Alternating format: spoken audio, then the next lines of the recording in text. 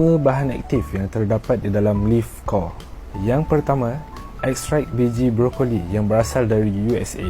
Ekstrak biji brokoli mengandungi glucoraphanin, iaitu bahan antioksidan yang melindungi sel-sel hati. Yang kedua, ekstrak milk thistle yang berasal dari Spanyol. Ia kaya dengan silymarin yang berfungsi untuk menstabilkan membran sel hati. Yang ketiga, ekstrak artichok yang berasal dari Spanyol. Ia mengandungi antioksidan hepatoprotektif serta berupaya mengawal sintesis kolesterol.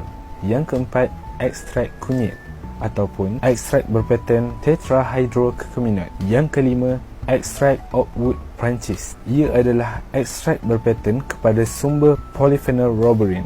Jadi kesemua 5 bahan ini digabungkan di dalam satu tablet dan berfungsi sebagai detoksifikasi, melindungi hati dan memberi tenaga. Nak dapatkan Leaf Core sekarang? DM saya.